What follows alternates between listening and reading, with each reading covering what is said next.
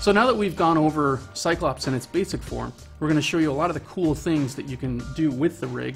And again, it's really designed to be a low-cost, affordable alternative to a full DSLR rig. So the first thing we can do is, well, let's take it off here to begin with. And you'll see our Cinebig grips. And we've made some changes to the clamp itself, which amounts to, call it micro-texturing, if you will.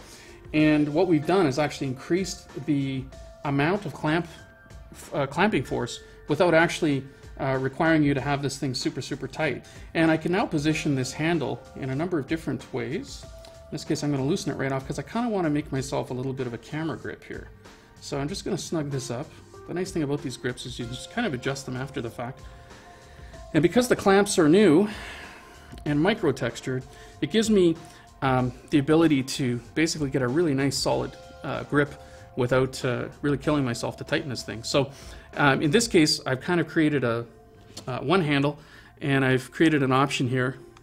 And again, you could just use one of our shoe mounts. In this case, I've got a shoe mount attached to one of our arms, so I could now potentially, and again, I can loosen this guy off a bit, or girl, if you like.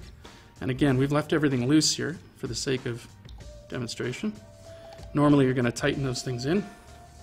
But in this case, I now have an accessory mounting bracket. And again, all based on the sled. Now, if I want to have a grip underneath, that's cool. You can see our little brass nut there. And again, we should snug that up. I'm not going to snug it up in this case. And we'll just snug it up like so. And I have the option now of adjusting this any way I like. So in this situation, I now have two grips, one below and one above, and any configuration related to that. So what I'm going to do now is we're going to build this up in yet another configuration to show you how the cage, or a Medusa cage, can essentially be part of this platform system. Now we've essentially turned Cyclops into Medusa, and I know there's some aficionados of lore who will have a good time with that one, but I'm not sure what happens when Cyclops and Medusa get together, but my guess is they've got some pretty groovy looking kids. So in this case, the Cyclops top plate has a 3/8 thread. You can put one of our rails blocks on here, you can run rails underneath, and we also have a clamping system, so you can put transmitters and that sort of thing on there. And the other thing you can do that I've seen people do is you can take, for example, I'm just going to do a little quick transformation here and do something you haven't seen, but we have a few people just using some of our grip bits. So in other words, if I had a transmitter and I wanted to get it off board, I can just take one of these little grip bits, down that goes, and this gives me a 1/4 thread front and back. And you can see we've given you a little bit of sneaky thread here, and there's enough to get on there.